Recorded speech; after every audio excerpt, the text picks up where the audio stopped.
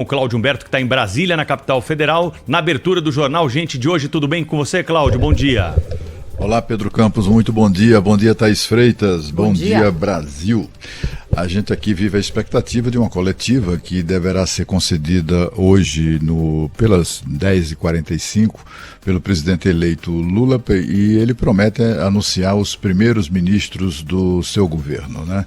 Não deve haver muita surpresa. Ele deve confirmar a escolha de Fernando Haddad para o Ministério da Fazenda, uma escolha que o mercado financeiro, os economistas, o setor produtivo, todo mundo que se preocupa com a economia, está todo mundo muito pessimista com relação a essa escolha, até pela falta de qualificação do ex-prefeito de São Paulo, mas, no entanto, ele é um político e pode, inclusive, se revelar uma surpresa, como foi, por exemplo, lá no primeiro governo, a figura de Antônio Palocci, que tinha sido era médico, prefeito de Ribeirão Preto, ninguém apostava muito no desempenho dele como ministro da Fazenda, mas ele mandou muito bem naquela ocasião, né? Pelo menos ele introduziu o bom senso, digamos assim, na gestão petista, e foi isso a pedra de toque ali do êxito na economia do primeiro governo Lula. Desta vez o Haddad não inspira a mesma confiança, digamos assim. De outro lado,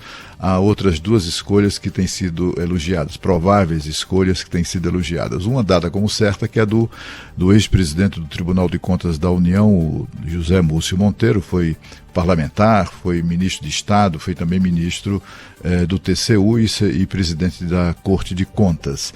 Ele é uma figura afável, é um mestre do relacionamento, é muito simpático, não se conhecem inimigos adversários assim ferrenhos de José Múcio, portanto é alguém que com toda certeza vai promover um ambiente ali, vai proporcionar um ambiente de convivência amiga, para dizer o mínimo, com os futuros comandantes militares. Então, é de fato uma boa escolha, porque, olha, é difícil brigar com o Zé Múcio, né? Ele é muito, muito simpático mesmo, é do tipo simpaticão, conta piada, ele só conta piada piadas nas quais ele é o principal personagem, ele sempre se dá mal nas piadas, ele tem essa característica, né? E, ao contrário do nosso Schiller, é um grande contador de histórias coitado do Schiller, isso é sacanagem, mas é um grande contador de piadas. Portanto, assim, é alguém que, por ser político, né, ele vai introduzir, digamos assim, esse toque político na condução do Ministério da Defesa, porque, afinal de contas, é um cargo político mesmo. De outro lado, o que se espera é a confirmação de Rui Costa, ex-governador da Bahia, para a Casa Civil, e também se fala muito, desde já há uns dias, na escolha de Mauro Vieira, do embaixador Mauro Vieira, para o cargo de ministro das Relações Exteriores. Mauro Vieira atualmente é embaixador em Zagreb, na capital da Croácia, por coincidência, país que enfrentamos hoje na Copa do Mundo. E ele foi chanceler do governo de Dilma Rousseff, foi o último chanceler do governo, e foi nomeado pelo então presidente Michel Temer, chefe da missão do Brasil junto às Nações Unidas. Naquela ocasião, ele é conhecido, ao contrário, mais do que mestre do relacionamento, ele é conhecido como é que eu diria... ele é capaz de produzir salamaleques para autoridades como nenhum outro diplomata. Ele, inclusive, é chamado de o guarda-chuva mais rápido do Itamaraty, da história do Itamaraty, né? Fala-se muito de que ele, quando não era ainda embaixador, ele se apropriava de um guarda-chuva, ficava ali em dias chuvosos, né? Ficava ali nas proximidades da entrada do Itamaraty para abrir o guarda-chuva para chefes que chegavam, embaixadores, né? Chefes hierárquicos ou eventuais autoridades e tal. Então ele é desse tipo. Agora, por exemplo, na COP realizada, na Conferência do Clima realizada no Egito, ele se abalou lá de Zagreb, foi para lá para receber o Lula, que ele não é bobo, né? Estava lá também o Antônio Patriota, que é o embaixador, foi também ministro e é o embaixador do Brasil nomeado por Bolsonaro lá no Egito, e está estavam lá os dois puxando, não se sabia quem conseguia puxar mais o saco do presidente eleito, e parece que Mauro Vieira ganhou essa disputa.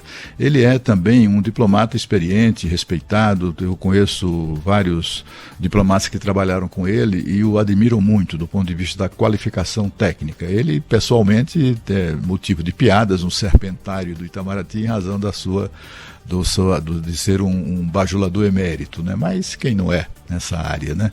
Enfim, são esses os nomes que basicamente estão sendo esperados para anunciar ainda hoje. Talvez o do chanceler não o seja. Se ele for anunciado, é uma derrota para Celso Amorim, que estava tentando ali, se não fosse ele, indicar uma embaixadora chamada Maria Laura Rocha, que presta obediência a ele para o cargo de ministra das Relações Exteriores. Enfim, vamos aguardar para ver a confirmação dessas indicações. E eu queria também chamar a atenção para um fato que talvez fosse interessante a gente discutir mais tarde no programa, que é uma coisa muito curiosa. Ontem o ministro Alexandre de Moraes, atendendo a um pedido do presidente da Câmara dos Deputados, Arthur Lira, ele liberou, né, quase todos os deputados que estavam censurados nas redes sociais.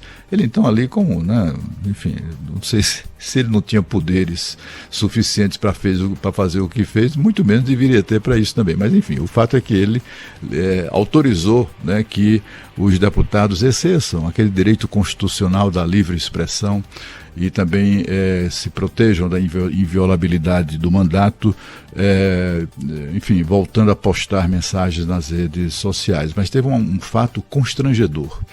É o fato de que no ato do ministro Alexandre de Moraes, está incluído lá entre os liberados, os libertados, digamos assim, os autorizados a serem livres, né, a exercer a liberdade, o deputado Marcel Van Hatten, do Partido Novo do Rio Grande do Sul. Qual é o constrangimento? É que o deputado não estava entre esses bloqueados.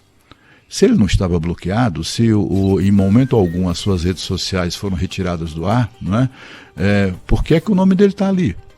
E aí veio aquela constatação de que, por ser autor da CPI, quando o CPI do abuso de poder do Supremo Tribunal Federal, particularmente do ministro Alexandre de Moraes, isso levantou a suspeita e provocou muita indignação na Câmara dos Deputados, porque ficou parecendo que o deputado Marcel Van Hatten, na verdade, estava na iminência de ser alvo de retaliação do ministro Alexandre de Moraes por haver proposto a CPI do abuso de poder.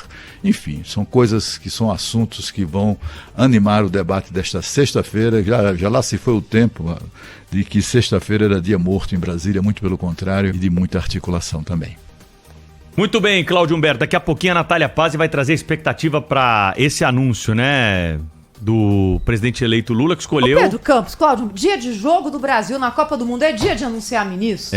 Fala pra mim. Repercussão, tem uma concorrência grande, né, Cláudio? Isso é quando o anúncio não agrada, né? Quando o anúncio não agrada, então interessa fazê-lo no dia do jogo da Copa, porque ninguém vai comentar muito, né? É isso aí. É o caso do Fernando Haddad, que, meu Deus do céu, não tem ninguém falando bem dessa escolha. Mas, enfim, a escolha é de quem é o eleito. Verdade, Cláudio, mas